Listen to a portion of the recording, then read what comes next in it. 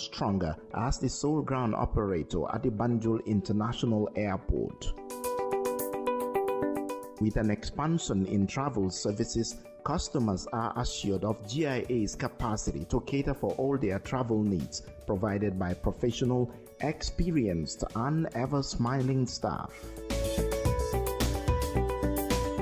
GIA's Hajj package and services, by far the best in the country, give the customers the opportunity for a memorable Hajj experience. For a more efficient cargo services, GIA means business as it launches its new multi-million-dollar ultra-modern cargo complex to revitalize and stimulate air transport. GIA, the pride of the Gambia. Every day is a new opportunity to make sure our first impressions are always our best and to see possibilities on the horizon. To make our facilities and services more accessible and find freedom all around us. With a location proximity to active markets with a liberal air transportation policy. That daily pursuit is how we turn everyday opportunities for you. For all destination marketing support, customized packages for new existing airlines and operators, and for a highly ranked tourist destination, the Gambia Civil Aviation Authority is here to serve. We regulate air transport, operate and manage BIA technical requirements merged with commercial considerations. We have experienced and well-trained aviation professionals to cater for your needs. For investment opportunities in building airport hotels, shopping malls, playground for children, do contact us on 4472-831, 4472-893. Gambia Civil Aviation Authority. We go beyond daily.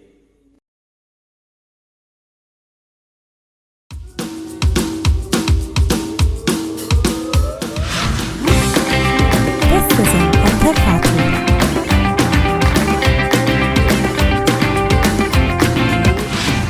Fatou.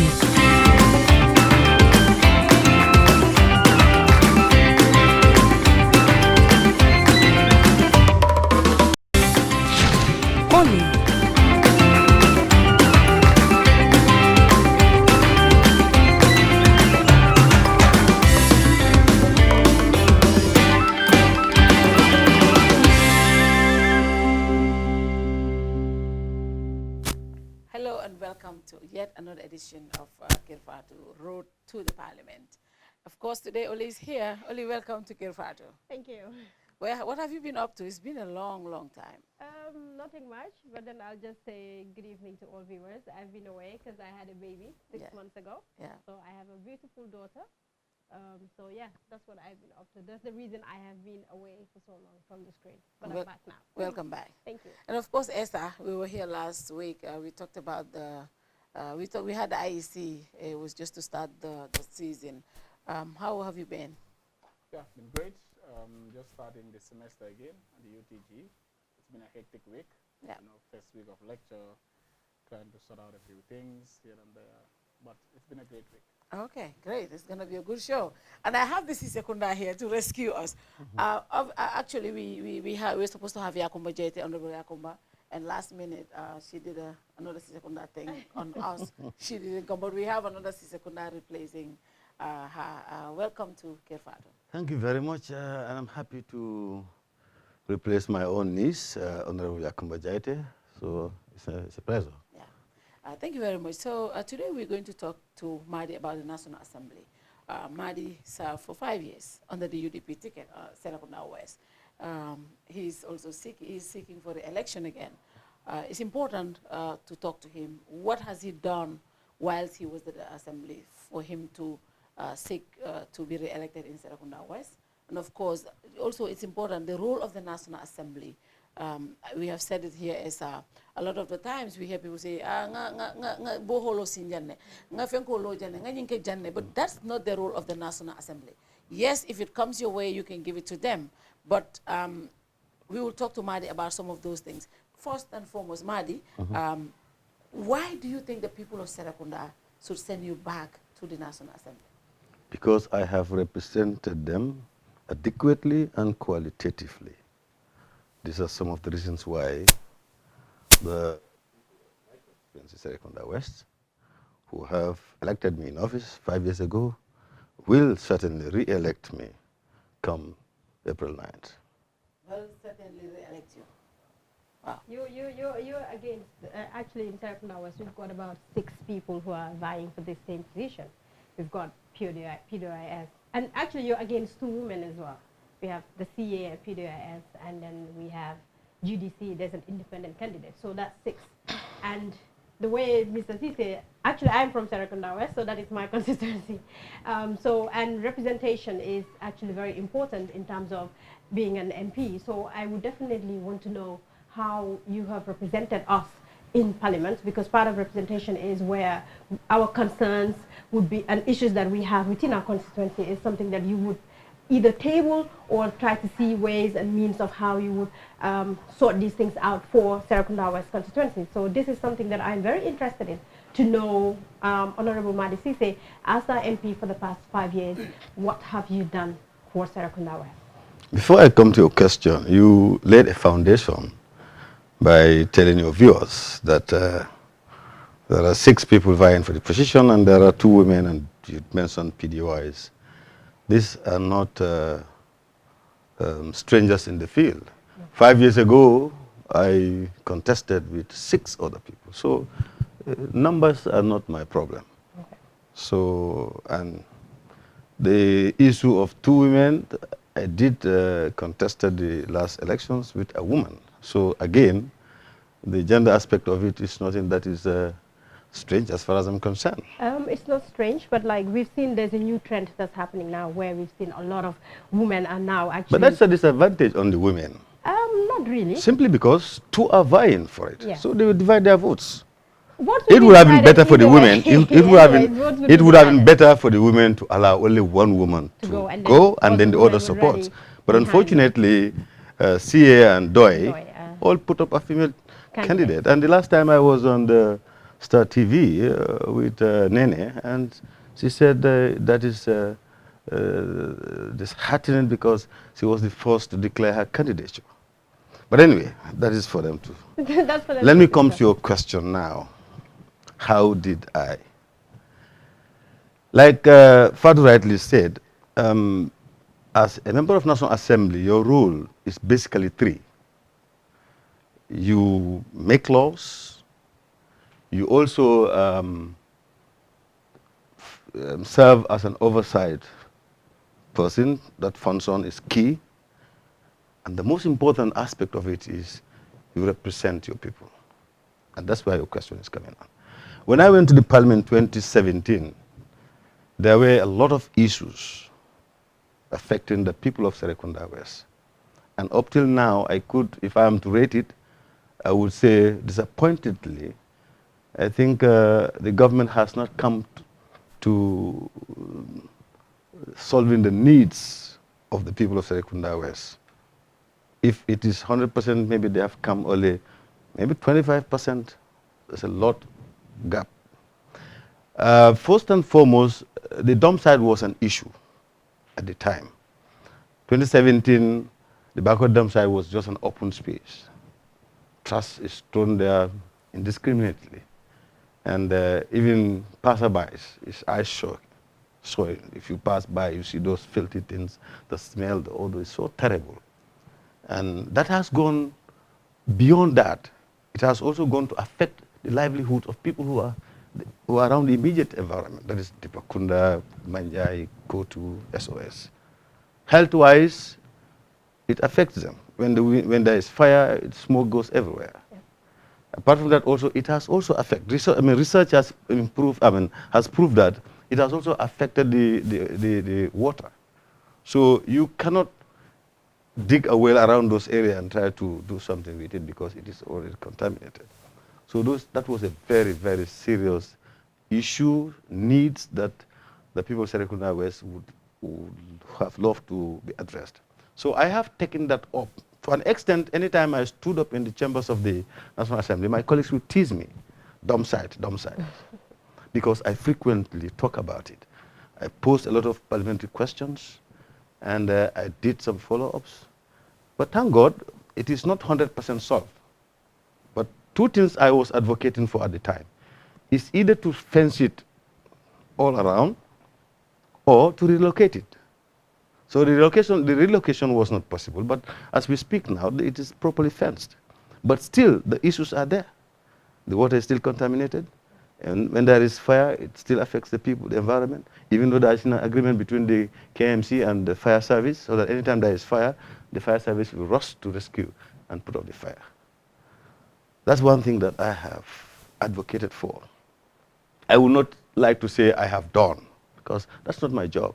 My job is to relate it to the relevant people, because the people of Serekunda West put up their monies annually and give it to central government to manage, bring it back in a form of development. They also put up their monies and give it to the Cardiff Municipal Council, and they want a return in a form of development. So the dump site was taken care of by the KMC under the able leadership of Lord Mayor Ahmed Talib Bensouda, and it's not only fencing, there are other things that are in that package. The other issue is the stream. That was also a big issue because that cut across. It affects a very good number of Serekunda West. The whole of Dipakunda, part of Manjai, Kotu, it affects Latrikunda. Is it the well? No, the stream. Okay. The stream that flows from Abuko right to the ozone. Okay. When it rains, it flows and water gets into people's houses. It was a terrible thing prior to 2017. So I have also taken that up, posing parliamentary questions, reoccurring it during the adjournment debates and other committee meetings. And again, the council has come to the rescue of the people. They've dug it every rainy season, dry season after the rain, they will make sure that it is dug so that when the rain comes, it easily flows. So it doesn't affect, because there were blockages. So they were able to dredge it, and then water flows easily. The areas that are not solved, and I have talked about them in the parliament, you look at the entire Serekunda West, all the 6 communities, Kololi, Bakote, Dipakunda, Manjai, Kotu, Latrikunda, you find that they cannot easily access the trunk, the main roads, to take care of their businesses, whether they're going to a market or they want to go to a health facility or school. It's not there. There is no roads at all. So this is one area that I have been talking about, and up till now, nothing is done about it. Until just recently, before we wrap up, the works minister told me in one of his responses that with the OIC coming, at least 17 roads will be constructed within Serekunda West. And I think 1 or 2 I have seen started. But the rest is still there. You look at the entire Serekunda West also, no health facility, no. Apart from the little one that's at Latrikunda by El Kisco. Yes, and even that, I have put up a committee with the Latrikunda committee. We went to the health to make sure that at least they elevate that to a level whereby at least it can take care of certain things and have, medical personnel there 24 hours. But it doesn't get to fruition. And school, I don't know of any senior secondary school in the entire Serekunda West. So today, the people of Serekunda West, if they look at themselves, we are not within the government's priorities. Why 5 good years. Why is it that? Is it because you're in opposition? Why do you think that is? Well, I think it's because we have a government that is not connected to the society, and sometimes they deliberately ignore. Because they know about it, because I've raised it several times. And this is a huge settlement. Serekunda West is the 2nd largest constituency in the Gambia. Yeah. Only second to Combo South, which has over 62,000 registered voters, and we have 46,000 registered voters. And our normal residents are beyond 100,000 people, more than that. So it's a huge chunk of the community, and they contribute immensely to the tax. Government is the duty bearer. They are the ones who should do those things. But unfortunately, we have some candidates who perhaps they don't know what members of what is the role of a National Assembly.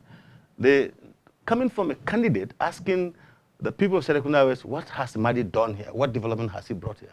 Coming from no other person but NPP's candidate Mustafa Low. That shows his inexperience and then lack of knowledge of what is the role of a National Assembly member. I think a lot of sensitization needs to be done with regards to that. Not only coming from a candidate, but a lot of people are with the perception that it's the MP that is supposed to bring development within the area. Exactly. And I would tell you, as I said, I'm from Latrikunda, which is, I'm part of Serekunda West. And I have heard people say, Madi hasn't done anything for us. I've heard people say, Madi do dem gente, Madi do dem dech, Madi do nyo si jumabi. And these are the things that people would use as a yardstick to vote for Madi. I have sat in places where people say, no. Some would say, no, we have to vote for him because he has been in parliament where he had brought out issues, as he said, the dump side and these other things. But then we had the other, and that is, I would tell you, a lot of people believe that the MP is the one that is responsible to bring in development. But again, going back to your answer, like, as a National Assembly member, you've brought these things to the National Assembly. You've talked about it. But what can you do if nothing is being done? Who should you hold accountable for these things? Like, does it stop at just sitting at the Assembly when there are sessions and talk about these things? Or do you go further? Where do you take it to, That's a very valid question. And like you said, generally, that's the conception of the Gambian people that members of National Assembly should have to bring development. And I think people are talking about it a lot of time. Yeah. And I think the awareness is coming up because I cannot build any road for anybody. I cannot build any school for anybody. I cannot build any market for anybody. I said this during my campaign in 2017. I do not have a budget. I told my electorate that your money and my money, we gave it to the central government. They are the one who's supposed to bring the development. What I can do is to represent you, raise the issues, our needs in the National Assembly. But to answer your question, it does not stop there. As a member of National Assembly, you can, if you are frustrated, because, and maybe before the end of the program, I would like to bring in certain things that I want to see differently done now. Because we talk about these things, and if during the adjournment debates, where all issues are raised again and record, there are supposed to be a cabinet minister sitting down so that any cabinet minister that your area is taught, you take note of it, you try to address, and after the meetings, then the members of National Assembly can follow you and make a follow-up. But unfortunately, many a time they will not be there. But that's for cabinet. But like your answer to your question is, does it stop at the National Assembly? No, it shouldn't stop at the National Assembly. You can talk about it, you can raise it through your parliamentary questions, you can raise it during your adjournment debates, you can raise it at committee levels, you can also follow it up to relevant ministries. For example, if it is road, you can go to the works minister, you can go to health, you can do that. But that's all you can do. Because there is no way you can sue them to court to say this must happen. And many a time they will also give you the excuse that the resource envelope is not enough to do all that. That is the budget. But you can also, during budget session, you can also speak about it and try to, put in certain things and let the relevant minister know that this amount is there, so you're supposed to do this. Like we did in the case of health. There was time when there was SAP, it was raised because of COVID and other things. Agriculture also, we have seen we've raised, there was a time, one of the SAPs, we gave them more than $100 million. 100 million? No, something like that. It's in the millions. So it does not stop at only talking about it in the chambers or at committee level. You can also follow up. Thank you. Esther, so it's important that these things are clearly spelled out, the role of the National Assembly. When we go to elections, people will say,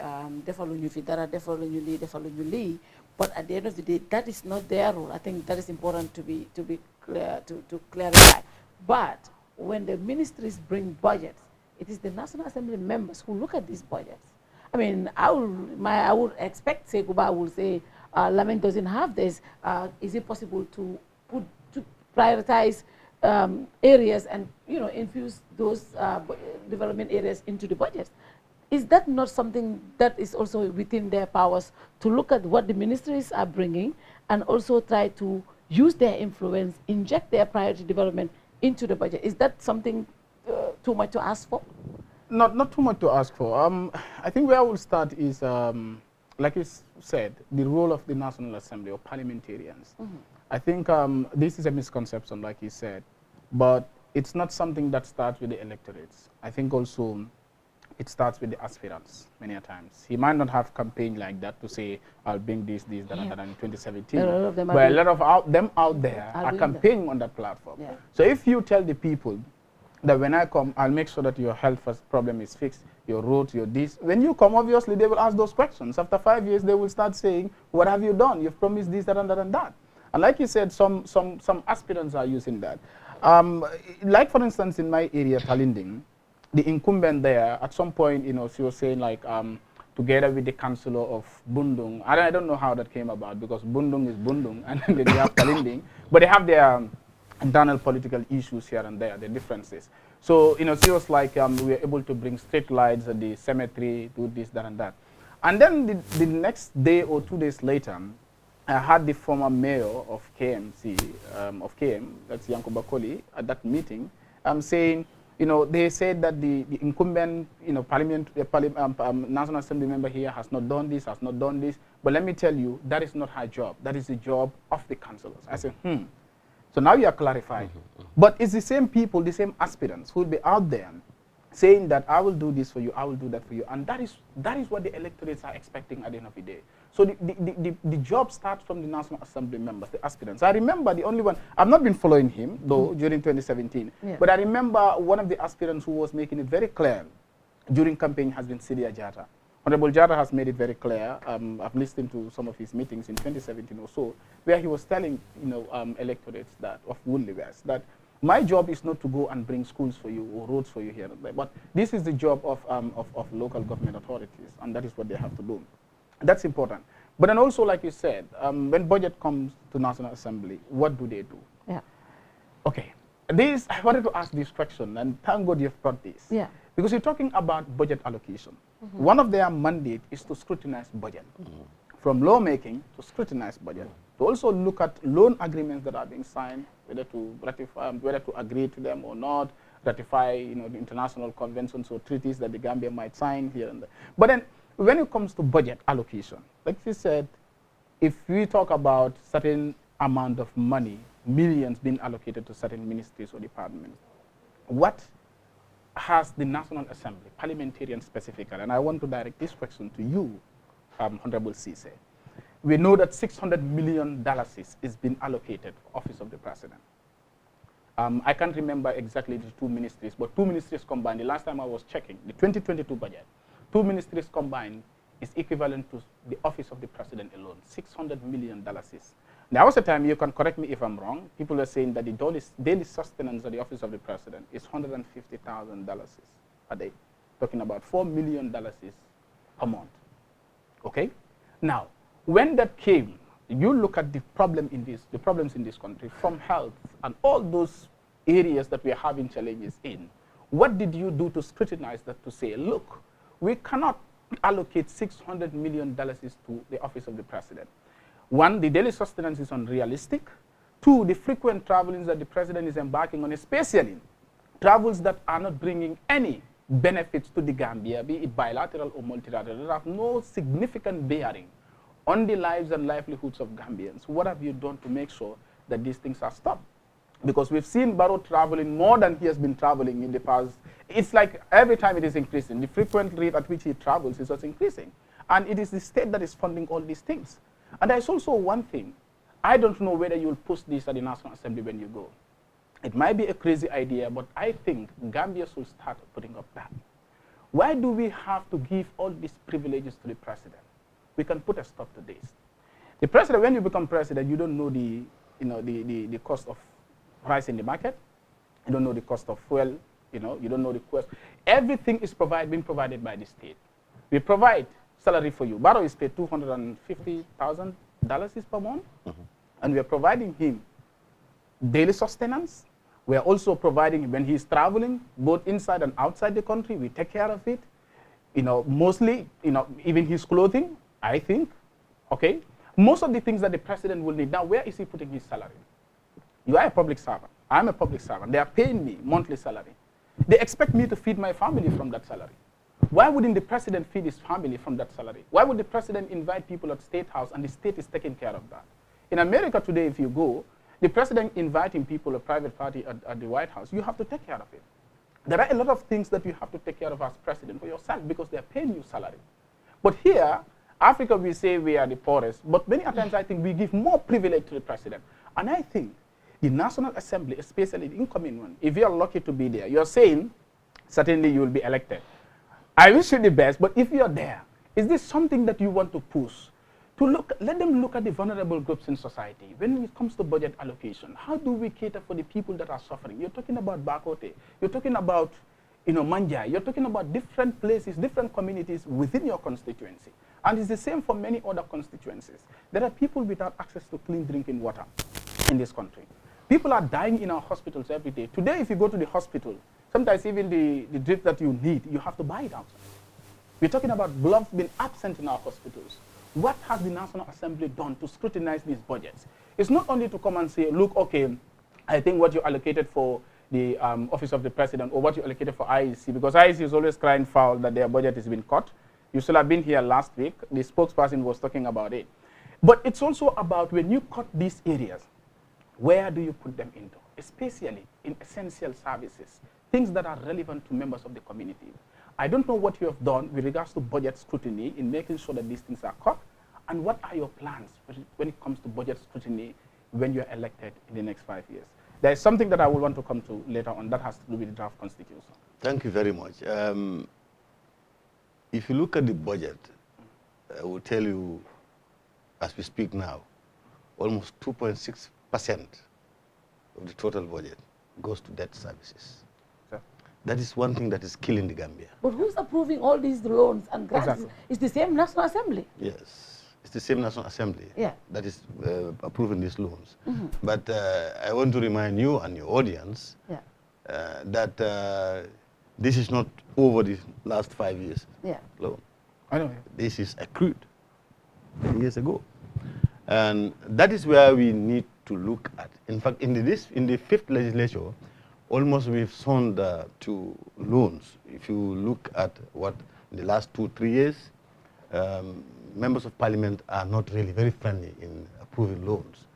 If loans, the last loans that we have approved would come with a very good concession, and most of them we take grants as well.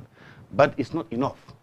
Like I said, we have 2.6% of our total budget going into servicing debts that are taken before you and I were born. So what we need to do now, if the Gambia wants to move, we need to sacrifice. And that sacrifice would remind me of cutting the budget. For example, you are saying $600 million to the Office of the President. That could be cut. In fact, what was before us, before we reached to that point, was far more than that. Those who are following the budget would know that what the minister has presented coming from the Office of the President was far more than 600. But we have to slice it by a lot of millions of dollars. And the same goes for a lot of other ministries. And if you look at the ministries now, the Ministry of Foreign Affairs is almost the fourth ministry that is getting the chunk of the budget. Because unnecessary embassies. Yes, exactly. So what we need to do is to slice down the size of our embassy. We don't need embassies all over the world. Some countries have only one embassy in Dhaka, and they are running satellite countries around Dhaka. Yeah, accreditation to more than And one if those state. countries can do it, and they are richer than us, they are more endowed than us, why can't we do it for a country like those? Almost a lot of money. It's the fourth largest ministry that takes the chunk of the budget. And then you have the school, the basic, secondary and basic, because of the number of teachers. So most of the money also goes into emoluments, they pay salaries. Yeah. So very little amount is left. If salaries take their share from it, debt services take their share from it, we have very little amount that goes to development sector. This is what we should be looking at. If I am elected into office, but parliament is all about numbers. Yeah. If you are sole in fighting an agenda, you cannot succeed. But I would like to see Gambia really is starting to sacrifice. We have to cut down a lot of expenditures and then plow those back to the development sectors like agriculture and other sectors. Because if we are able to feed ourselves for at least 6 months, that will save us a lot of money. This is where the cutting should be done. And the budgets are really cut when it comes, because what happens is every ministry will come with their budgets. And then we have committees dealing with all these things before it goes to FPAC to finally look at all of them and combine them together. But what is before us in the draft form is always higher. If anybody has the opportunity of holding a draft budget and look at the final budget, you will see the difference where the cuttings are done. But we still need to do more cuttings. We still need to do more cuttings. The last time I remember in the office of the president, they were asking for 2 other presidential advisors. And we said, no, it cannot happen. Because what is the role of these advisors? Well, have you subjected this to scrutiny? Political positions. And you have to pay them salaries. This is also going to eat from our... Are they paid from the consolidated fund? Oh, yes. So they are civil servants. They are civil servants. Say. They are. And this is one thing I want to ask. They are. Parliamentarians, what have you done to this? Because when these presidential advisors are paid from the consolidated fund, when they are considered civil servants, then they should be apolitical. If you go to the but they're affiliated to the ruling party. If you go to the budget, you look at the budget line, the breakdown, you see 4 presidential advisors and 2 deputy advisors, all in the budget. Their salaries and so on, and the other allowances, they're all there. So the last time they wanted it to go to 6, and we said no. So some of these things, perhaps the public are not aware of it. Yes, people are not aware, but we're doing that. But I think it's not enough. What we have done in the past is not enough. We need to do more. And this is where, if I go back to the parliament, that I will try to collaborate with colleagues to make sure that we start a sacrifice. He talked about, you mentioned something that's very important, which the National Assembly is about numbers. So I guess it doesn't matter what you put forward. If you're not in the majority, most of the things that you would either table or most of these things that you would talk about would not even pass through discussion level. When I say numbers, it doesn't mean that numbers per party. Okay. It's numbers on the topic. For example, if I raise an idea on cutting this in the best interest of the country to make sure that this parliament is not NPP dominated. Otherwise, we will just be killing ourselves.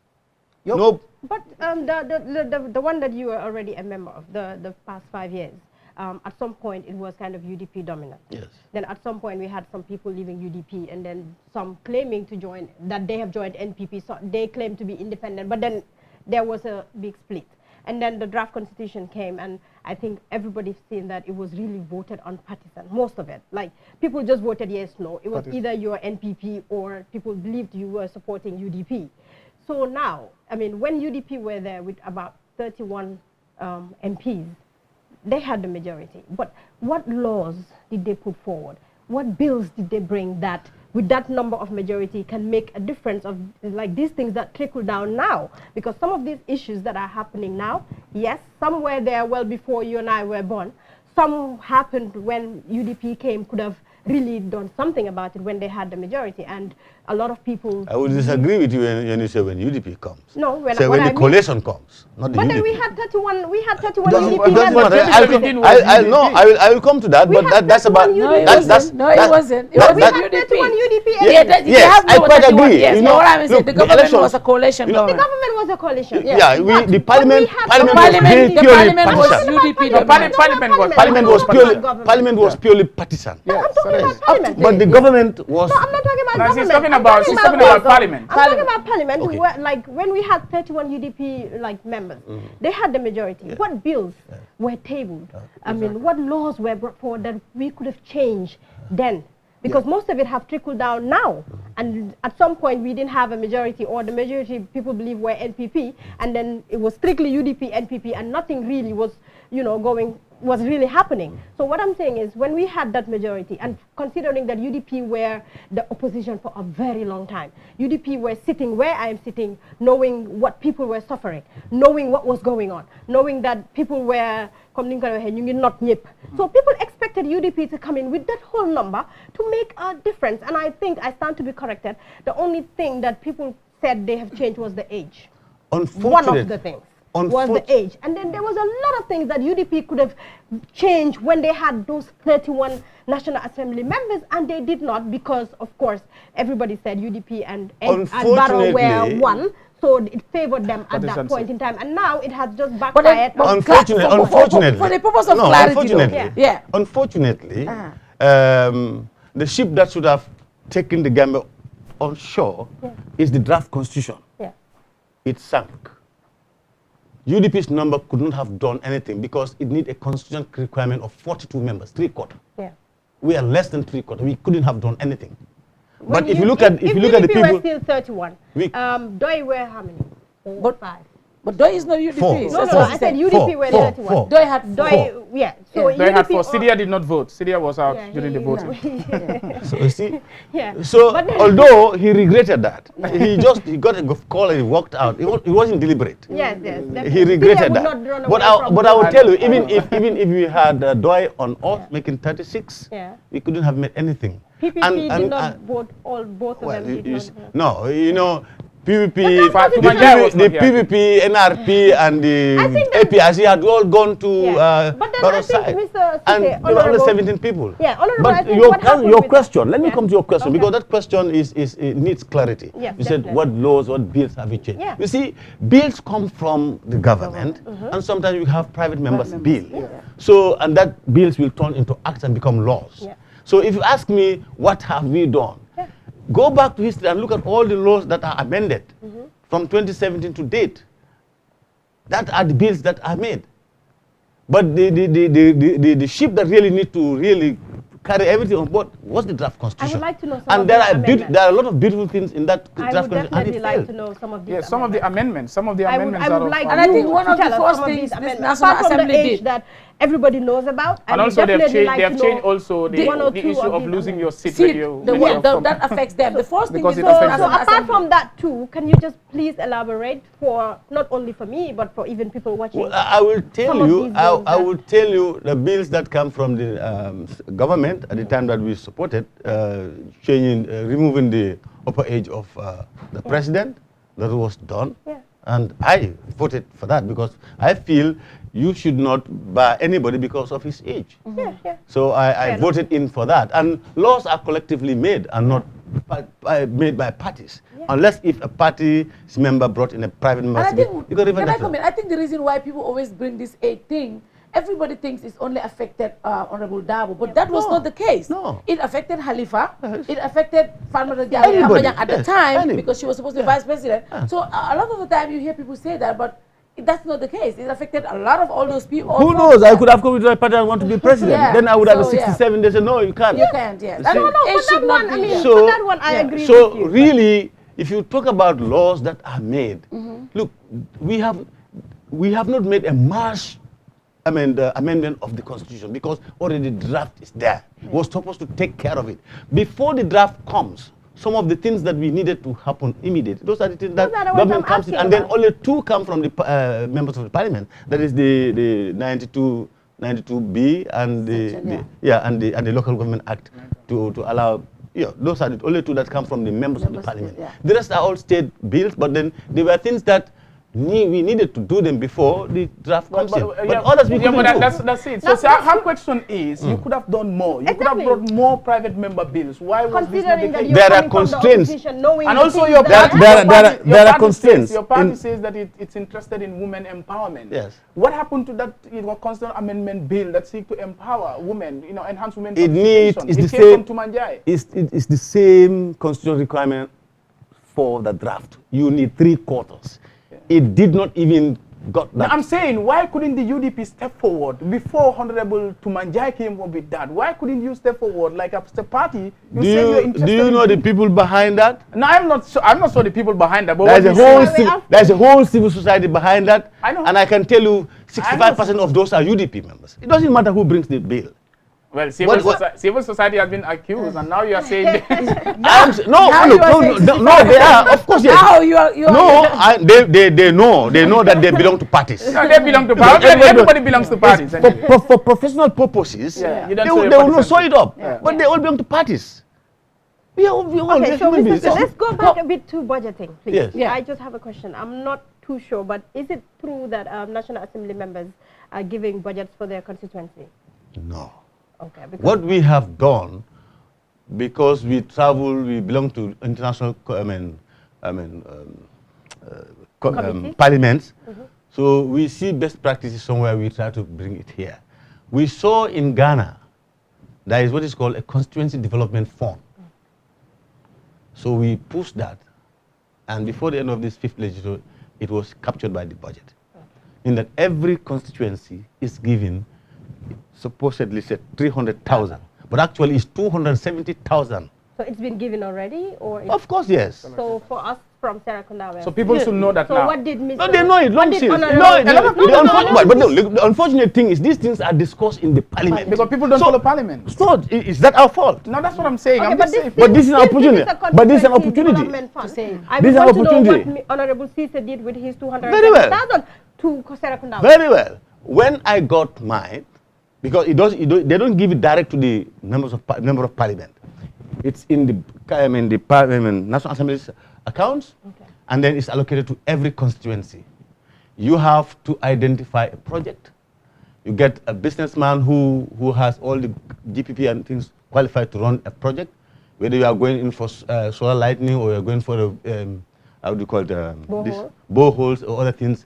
Then they fill it, send it to the parliament. If it is approved, the money goes to that person's account. But you as a sitting member, you supervise because it is in the interest of your constituency. 270,000 is small. What can that do for any area? But it's better than none. It's better than zero. It has not happened. I'm saying advocating for more than that. we will increase it. Actually, But I'm saying everything starts. I think it should be in millions. Hey, 50 million. Your resource envelope. It's small. 50 million. So I'm not saying 50 million. I said it should be in millions. Yes, but then, for me, it's not bad since we have started it. I'm sure the 6th legislature will follow it up. It can be increased. Okay. But the beauty is, it is there now. To come to your question, I told my people, we have this amount for the constituency and not for me. So I have 6 wards. Let all the 6 wards come with projects. We send it, because you cannot divide it. If you divide it, you cannot do anything anyway. So all of them come with a project, and they agreed on the project put forward by the Manjai Kotu ward. That is, their playground should be fenced. Fine. So the contractor took it, and the job is finished now. So the next year when it comes, Manjai Kotu ward is out. It will be between the other wards. Latikunda, Kololi, Bakote, Dibakunda. So anyone that wins also. The next one, before the 5 years, all the constituencies, all the wards will have theirs. That's how I spend mine. Interestingly, this morning, one of the radio, I was on interview and somebody said, well, some of your members said they use it as fuel to go around and pay courtesy call. I don't know how true that is. I said, well, I didn't spend mine like that because it doesn't belong to me. Yeah. I have fuel for my vehicle. So I still want to come back to the oversight functions. You guys make allocations. For example, I see a lot of National Assembly members crying foul that the president is sort of made the people talk, that he's using state resources to campaign for his National Assembly members. And here you're talking about numbers. But at the end of the day, it's you, the National Assembly members, who approve budget for this Meet the People's Talk. The president, it's a constitutional requirement for him to go around and talk to farmers. Whether he does it during campaign period or not, I mean, it's allocated and it's been paid for by the state. So when the president travels, and I think, I saw Ami Bojang's response today, which I think at some areas I tend to agree with her. The president is using his own private vehicles. When the president goes outside the State House, wherever he is, the state is supposed to provide security for him. That is a requirement. He's the #1 citizen of the country. So why are you guys crying foul that the president is campaigning? Your party leaders are also campaigning for you guys. Yeah, the difference is my party leader is campaigning. Yes, it's true. But his campaign budget is paid from the party's coffers. On the contrary, the president's campaign is sponsored by the national fund. It comes from the consolidated fund. That is the difference. But then to come to your back again to, you said you are the guys who allocated the money. Yes, we allocated the money because it is a constitutional requirement for him to do it. But if those who are following the developments during the debate process, we have sliced that down because they came with more money than usual. We said, no, you will maintain the 6 million or whatever. But I want to ask this. Per year. Is this tour part of those 2 constitutional requirements for the president to embark on a tour? Which tour? If that is, this one that he's embarking on the campaign. That's for the president to answer. Is there many people too? Well, That is for But the I'm saying president. because But what I can tell you, where the press parliament can come So the press release Where from the the pal- party is that the president is on a tour Yeah. to thank the people, but also to canvass for votes. Yeah. where That is for yeah, NPP. you know, That is what the NPP yeah, said. what I'm Yeah. saying But the now, office of the That is wrong president, then. the office of No. the president said the president It's is gonna going make on a meet the you know, people's tour. you know the Which pres- one is what? I the saw pre- Ami Bojang's the speech, but that is president- contradictory. the president and his press director are just being too dishonest to the Gambians. They're not telling us the truth. They are using taxpayers' money to do this tour. And this tour is purely political. The Madi people's tour is purely, should be non-political. But whatever, to come back to answer, what is happening now can be corrected. The 6 legislators will come back. This president, they will be called to explain why this tour It and depends on the outcome of the election, National Assembly election, if it's It NPP go- dominated. It cannot be dominated. Okay. It cannot be dominated. You sure about I that? can, even if there is one opposition representative in the parliament, the issue will be raised. I'm quite sure of that. And I'm telling you that they cannot dominate the parliament. I want to ask this question. This is related because we're talking about presidents, all these problems. It's related to one thing, and that has to do with corruption. People talking about corruption in the Gambia, corruption. The anti-corruption bill said to be still lying in parliament. Unfortunately, yes. And your party, the UDP, was accused by the government spokesperson, not the spokesperson, sorry. Let me correct that. Was it Minister of Ibrahim Information, Silla?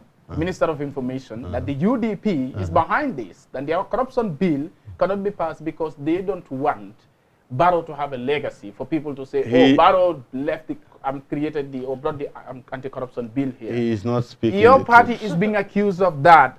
I know I have my own opinion. This question was posed to me in an interview. I have my own opinion, but I want to know, is this the case? Why, Mr. Honorable Ceesay, why do we still have the anti-corruption bill lying in parliament? Why? Fine. Gambians are crying for this. They Sure. need this. It's the only bill that, when it comes to act, will help us a lot in the fight against corruption.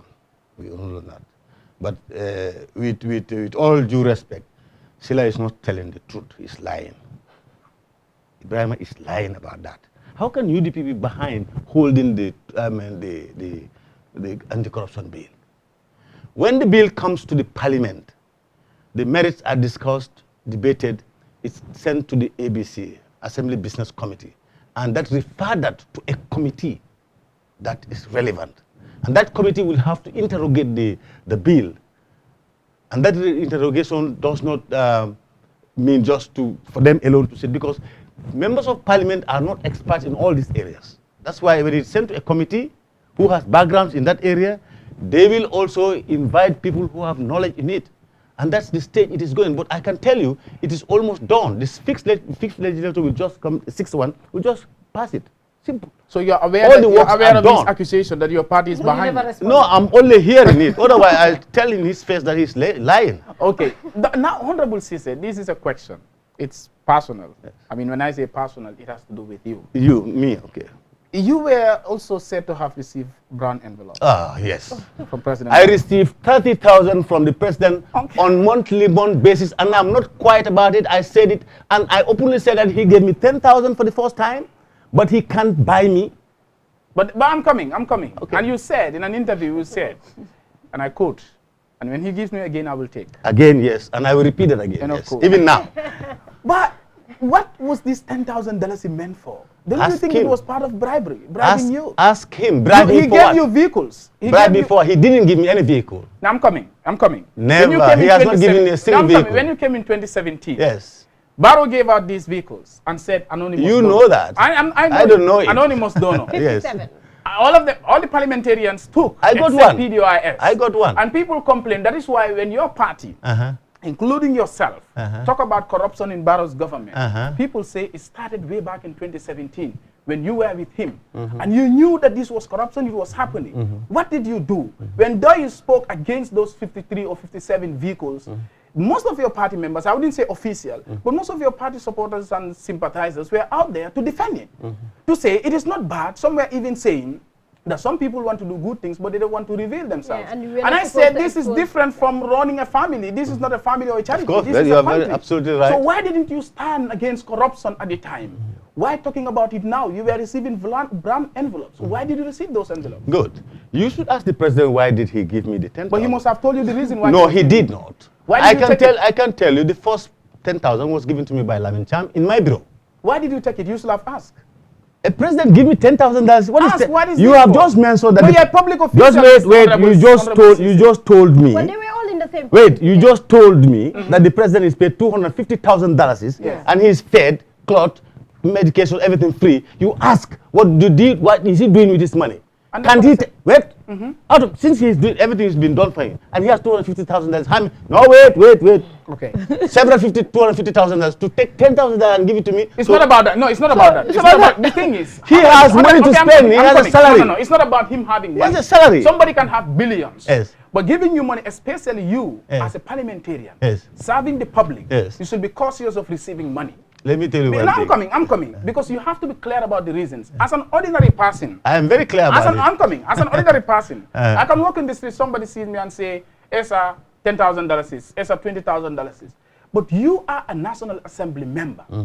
Especially not an ordinary person, but the president calling you, giving you $10,000 in a brown envelope. You accept that and think that is normal, that is out of courtesy? For me, I think that is very abnormal. Was it a brown envelope? Brown envelope. That's your opinion. You can call it brown envelope, but I will call it $10,000, Yes. which But was it was in given. an envelope. 1 minute, which was it was counted, Well, not in an where envelope. It was, it's not important. And let me tell you, I will tell you where this is 10,000 3 times. Yeah. The first 10,000 was in my political bureau, where there was a lot of supporters around. Even before I leave that place, I have given almost half there. So it wasn't like something you come and tell, take this 10,000 and do this.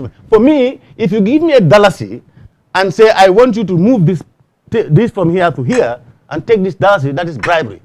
If you give me $1 million without any condition, it's not corruption as far as I'm he did concerned. not tell you to do No. But Esa, you have That to is understand why something. the second time time he was giving them the money to borrow was their borrow. When I got that, Yes. when I received so that, it was normal. well, you may call that's your opinion. But when I got the $10,000 and I was called by the media, I said yes. He gave me, and he can't buy me, and he didn't. There was no, reasons tied to it. I spent the 10,000. The next month, I was given 10,000 through one of his aides. Those are some of the renegades that have now joined him. Oh, but I didn't know what was on then. Yeah. That is why I said you No. don't But I know myself. I know he can't move me. What Serekunda West gave me is far more than what that 10,000 is. So he can't move me. Look, if you know you are weak, he can move you. Don't take it. But I know 10,000 without no condition cannot move me anywhere. I am still 1,000% UDP. The objective, I don't know. The second time, and I said, I come on media. I said, I got it. People said, wait, that time I came on media. It never came again. I was on one of the radio programs. They asked me, why did he? I said, go and ask him. You know his reason why People he gave me. said you should give chance to young people. Honorable Ceesay, you're not To that do young. what? You're not young. I'm coming. To you're do not, what? You're not a youth. You're not a youth. He's You're not a youth. People Age is said you just should numbers. give- Who said I'm older than you? No, you're older than Am me. I older than you? No. People said you should give chance to young people. All right. Honorable. Okay. Why not? Because we've just Barrow said CDS should retire. People can also say, Honorable Ceesay, at least you serve for 5 years. Give chance to the younger ones. But when he said I'm that, just what sorry, can I just add on to that? when he said that, what was serious reaction? And recently, what was Halifa Salah's reaction? They are all old. They are all old. But look, let me tell you one thing. You see, representation, fine. It's for all bright ages. But I have within these 5 years, I'm a member of the ACP EU Parliamentary Parliament. I should have been in France now, but because of my politics, I decided not to go for that. So Halifa and others went. And I have seen other parliamentarians who are much older than me.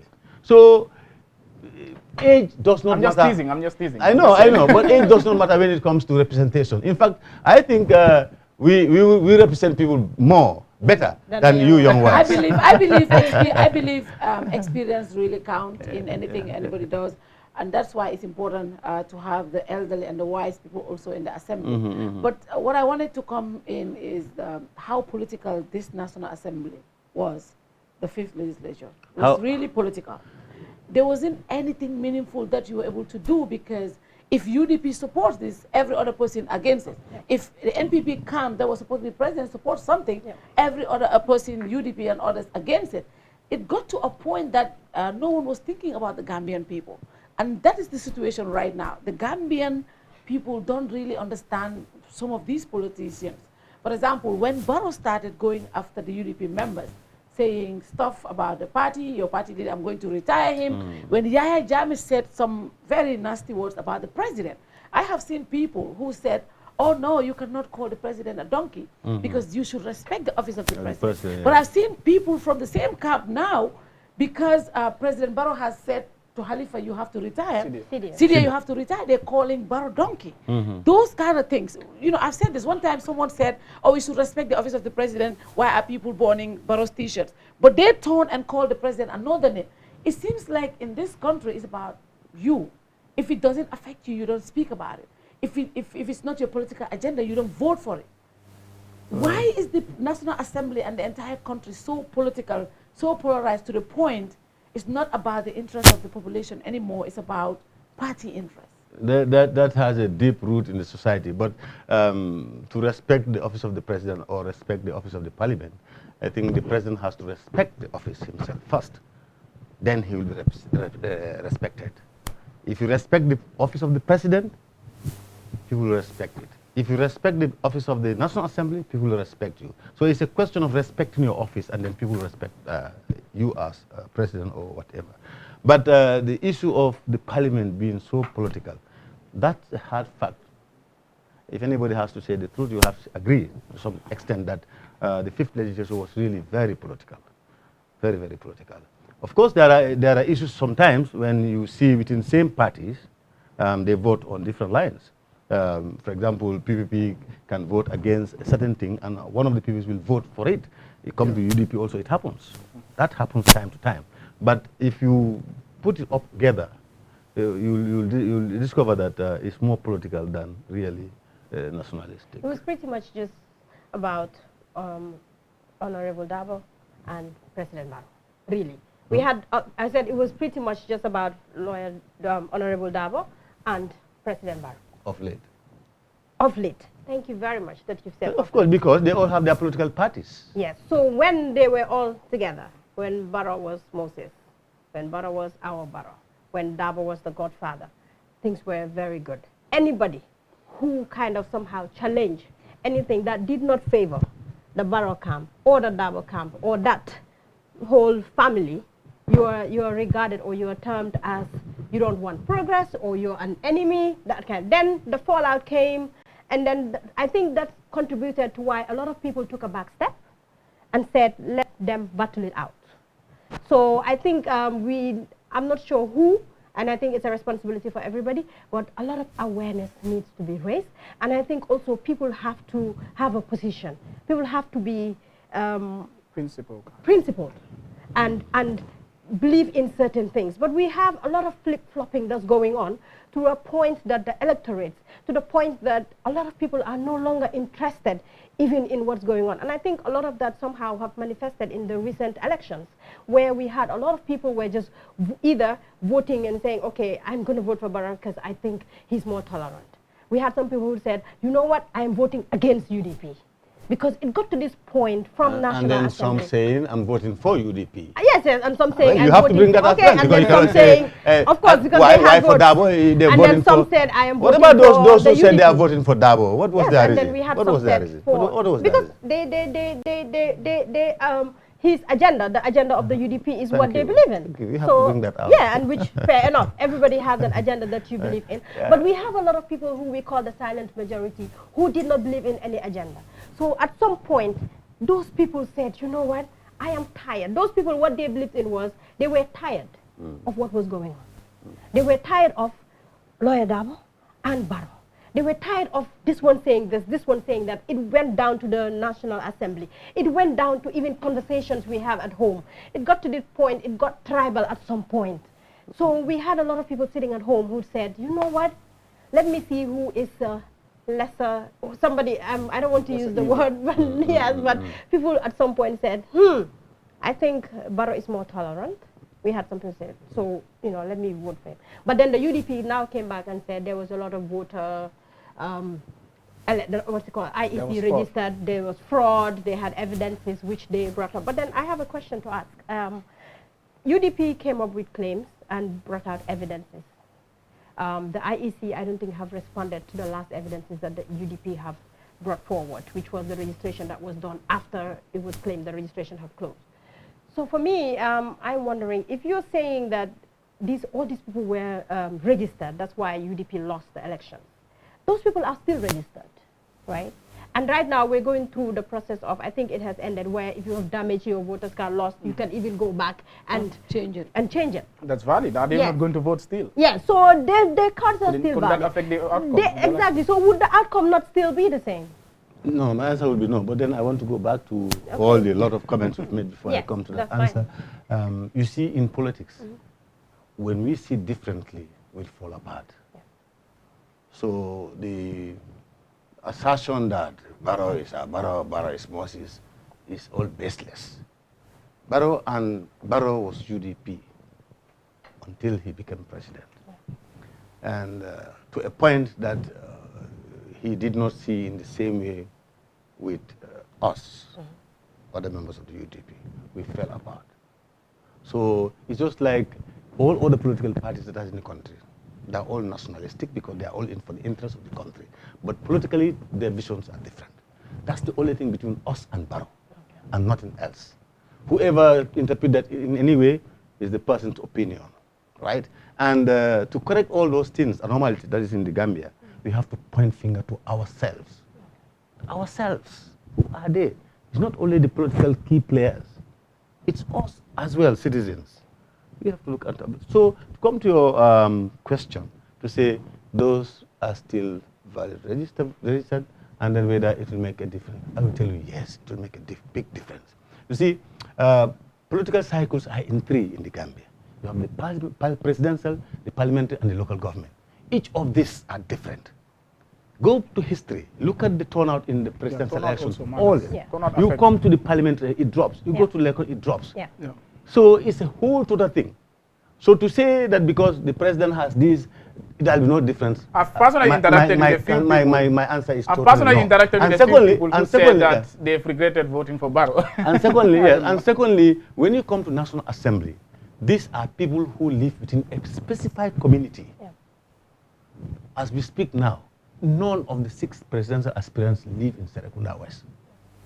But all of us who are now contesting are people who live in Serekunda West. We have a different connections, either family, friendship, school, community. We have all these things. So the results will not translate to the parliamentary. That's my response to that. Okay. What would you do differently if elected when you go back to the assembly? And I hope that will be the last question. What is the time now?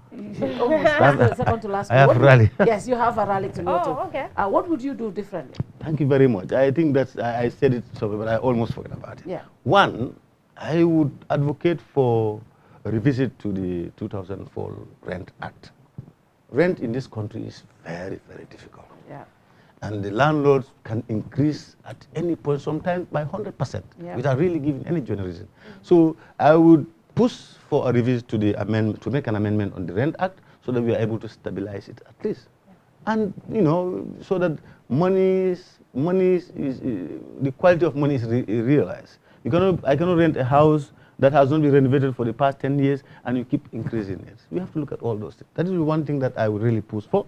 And secondly, I'll also push for an act that will also look at the basic commodities, not all the commodities. In countries like, for example, Liberia, which is a war-torn country, they have a law that pegs the prices, basic commodities, for at least 2 years, no increment. But then government has to come in a way of subsidizing. So in the Gambia, if you have that kind of a law for rice, oil, flour, and things like that, stabilize it for at least 2 years. And where the world price goes up, government comes and subsidizes. That is one thing I will also look for. And thirdly, the issue of citizenship, because we need to look at it. We have people who live in this country for over 40 years, and they will not go back to where they come from anymore. They have families here, but they were not able to follow the regulations, either to naturalize and be citizens. And they're voting. They are voting, and sometimes they are castigated as foreigners. And yes, people are right to call them foreigners because they have not regularized their status. Yeah.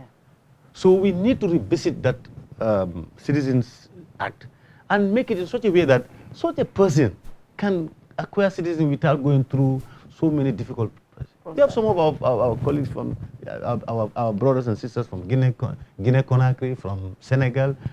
They're living there for years. They will never go back to Guinea or Senegal. But they're still foreigners because they have not regularized their citizenship. I would like to look for that.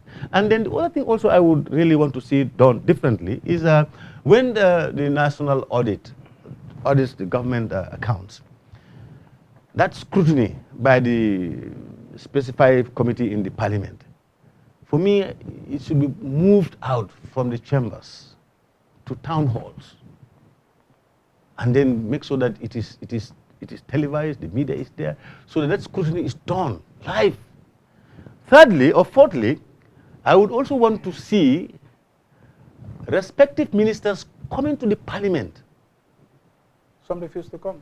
Coming to the parliament, not for debates, Yeah, coming to the parliament every quarter to tell us how did they spend the money allocated to their ministries on a quarterly basis, rather than the finance minister coming to speak on behalf of 1820. Honorable Ceesay, I'm not cutting you short, but the president delivers State of Nation address, and he's supposed to go to parliament to answer questions. Am I right? Am I not correct? Not a force. Not a force, but he's supposed to go there. Yeah, In an or ideal his vice situation. He can president. send Or the vice president. president. Yeah. But 2020, I guess, the president refused to go. But the vice president. The vice president was outside the country. The president was here. He waited for the vice president to come. Yes. Okay? To answer to questions. He's- 2021, it seems it was the same. He's within the What law. are we doing? We have a president who within the cannot law. face parliamentarians, who cannot face Gambian people to answer questions. We only have a president who is interested in castigating opponents, who use, as Honorable Ndolozi will say, a South African parliamentarian, when people cannot use the power of their argument to bring you down, they use the number of their ears to bring you down. And that is what he is doing, calling his opponents old pass, retire, retire. What can you do when you go to parliament? Amendment. To make sure that it is a force for the president to come and answer questions. In person. Are you going to push for what? I will push for that. Also, I will push for, we'll pick a page from the US where you have the Prime Minister's question and answer. To have the president in the parliament to be asking questions. And this statutory meeting of every 3 months should... Barrow has never responded to questions in parliament for 6 years now. No, But he has Jammeh has never done so, Yes, too. no, No, no, Jammeh has never, they, but we they have expect never. things to be That, different. no, I that mean, is that's because, true though, that but is I'm because of the saying- Constitution. Yeah, That's why I said... because it's not that's why I the said I will requirement push... is not specific. That's why I said I will push for that amendment. We need that so that the president. But then about the president who doesn't understand issues, that's it. For Barrow, unfortunately, he cannot. Even his members of parliament, when we are invited for political debate on QTV and Star, they don't come. They don't come. But if you have a president who does not understand issues, what do you expect anyway? Well, that's unfortunate. and his candidates are also the same. But representative Father like democracy, son. my final question Yes. from me, I'll be done. Yes. Representative democracy, it seems it has lost its value. It's a fallacy, in my view, that when we say representative democracy, it's about parliamentarians being the voice of the people, going back to the people when issues are raised, especially critical issues. The draft constitution was rejected in parliament. And a lot of people say that, okay, I watched one interview by one parliamentarian when the constitution was rejected. And he said, the journalist asked him a very brilliant question. What is the opinion of your people about this draft constitution? And he responded, you know, I consulted my people, some are in for it, some are not in for it. That's a lie.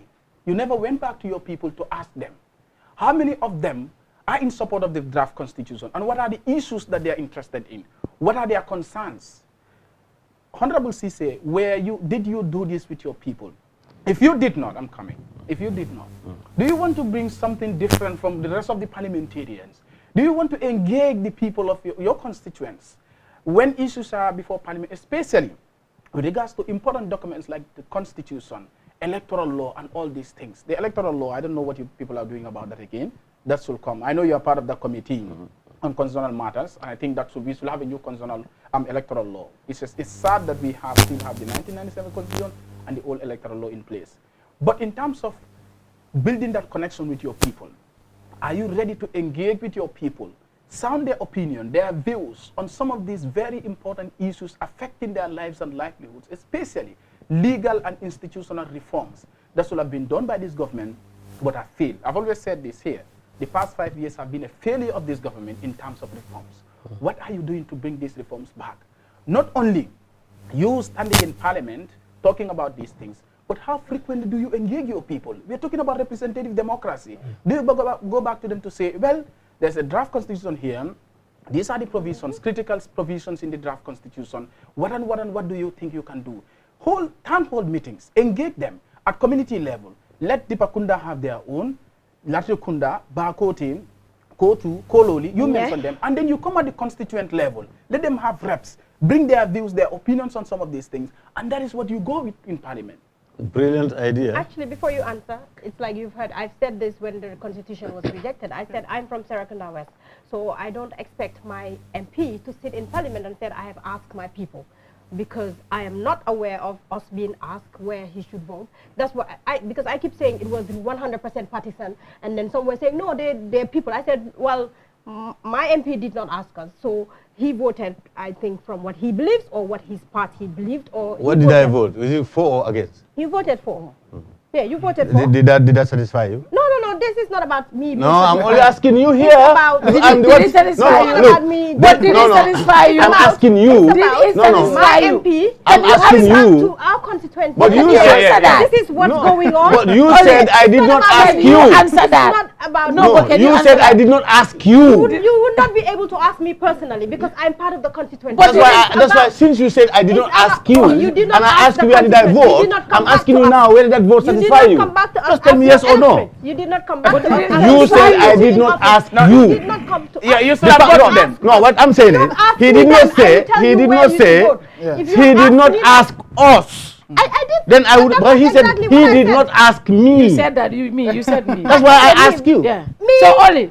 Okay, so he All right. interested in a He's question. dodging that question. Forget about it. He did not come to our constituency and say. So did it satisfy you? Did it satisfy you? The vote. Just answer that. No, I would not answer. No, why have been at a constituency No, I'm level? sorry I Okay, at the satisfied her. constituency level. At a constituency I'm level. sorry No, you I am satisfied her. satisfied. I Otherwise she said no, she didn't. didn't want But She didn't want definitely that is a very good. That's a very good Definitely that is question.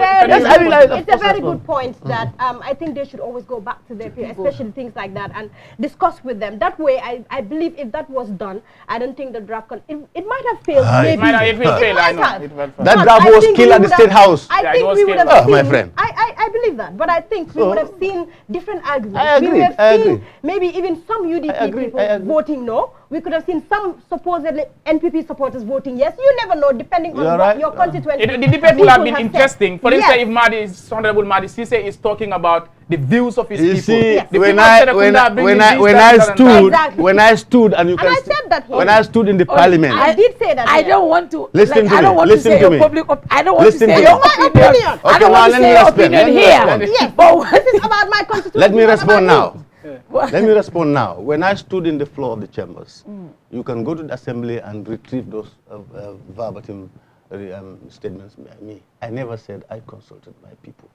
In fact, when people said I consulted, I laugh. I said, how did you consult your people? Because the time was not there to go and ask every person in your constituency. And secondly, for me, maybe other laws, but for the draft, I don't think there was a need to go back and tell your people what is your opinion.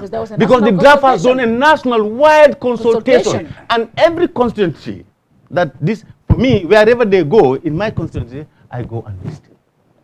So they had adequately consulted. I know. You at least have a feeling of what the people wanted. But I am It also, was not bad. I was also very much against dropping it there. My position is, we are only 58. And we said we are representing 1.2 million people, or close to 2 million people.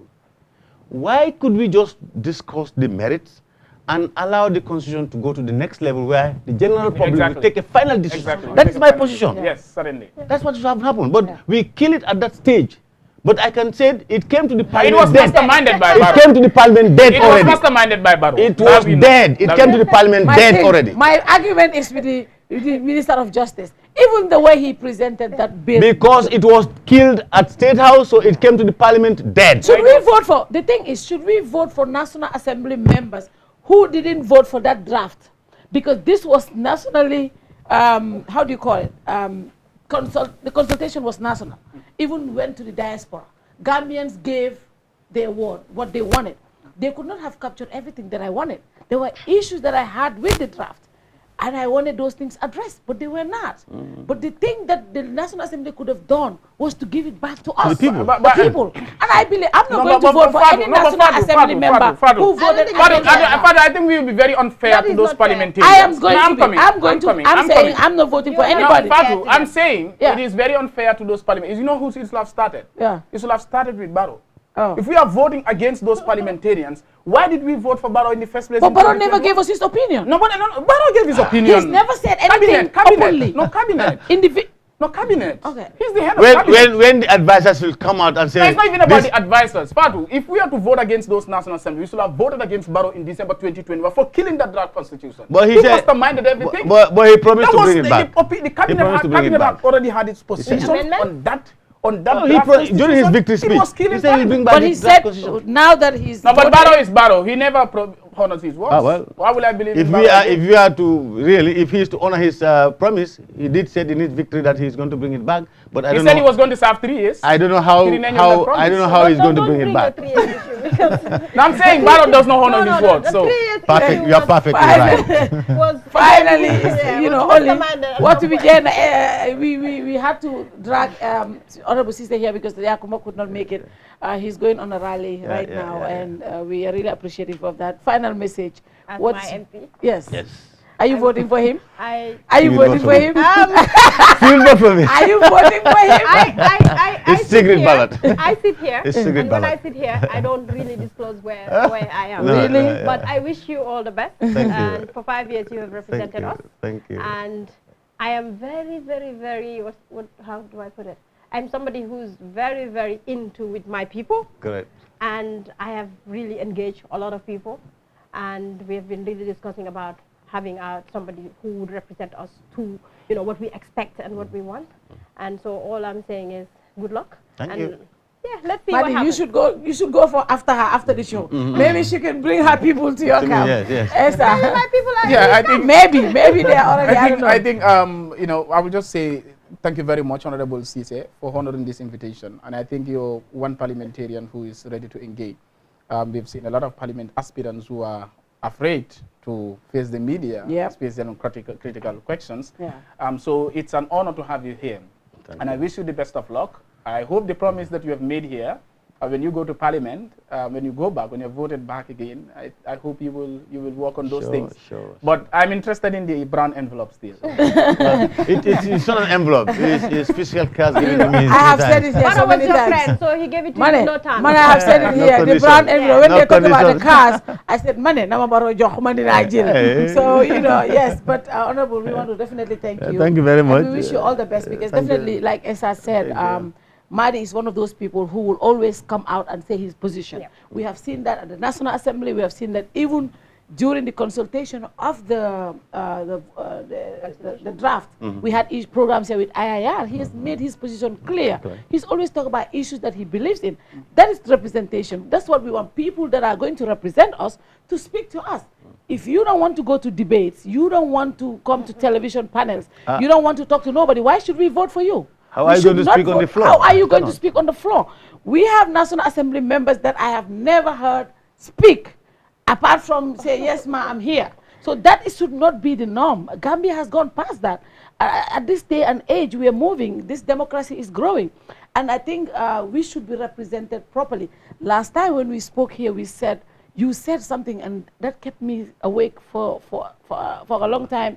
You said this might be the worst National Assembly we're going to have because of the caliber of the candidates you see. And it's scary. Everybody should be worried about that. And that's why when we go to the polls, we should not look at party lines. Because it's important that we the vote for constitution- people This is where they decide what goes to the farmers. They decide what goes to the healthcare. Before I came, people were asking for blood at the hospitals. These are the things people should think about, the issues. But in Gambia, when you go to America, when people are voting, they say, oh, what is the top rated issue that people are talking about? Healthcare. They're talking about healthcare. They're talking about price hike. Right now, everything in this country is expensive. When you go to that poll, those are the things you should think about.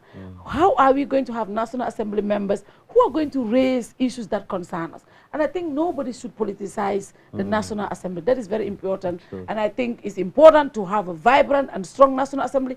I have seen caliber people there, but are we going to have them in the Assembly? But I also want women. I want a lot of these women. Competent women. Let me tell you, I want Yakumba in that Assembly. I want Tumanjai there. I want Dede there. Don't worry. And who else do I want there? Who else? Which other one? But I know I want these 3 women there. So it's important to have representation. When you vote on our issues, our body, you make sure these women have a say on behalf of us. These things are important. So that's why we want diversity. We want a lot of different people being in the National Assembly. And I think that is important. I know, Honorable, you have a meeting, but there's one thing, Fatou. You've talked about how people need to talk about these issues. But there's something that's fundamental in this country. It's about the grassroots people, the people that don't watch the TV, the people that don't know what's happening on Facebook. These are the people that are deciding. So I think there should be more awareness raised within the homes. So I think the door-to-doors are very important. Because trust me, with the past elections, I think not only me, but a lot of people have realized that all the noise that is on social media, all the noise that is on with new technology and everything did not really, how do I put it? Translate. UDP will disagree. But that's the trend now. UDP will disagree with you on that. That's the trend now. But then we have seen that. It did not really translate. Well, But anyway, it did not translate with them. They will disagree with you on that. So I think there's a lot of grassroots because the people who are sitting at home. Anyway. You see, the people who are also in social media are very key, and there are many. In as much as the grassroots need to be, but then we need to talk. We need to get. I know we need to be connected. And I want Tida also there. We need to be connected. Another strong lady, very connected. strong. We need to be connected. I want Sidia there also. I don't know what I want. Anyway. You cannot have that. I don't know what I cannot have both. You cannot have both. Yes. Only one will be there. But thank you very much, Madi. It's my pleasure. The entire team. Good night to you all. Thank you. Thank you. Bye-bye. It's my pleasure. Thank you.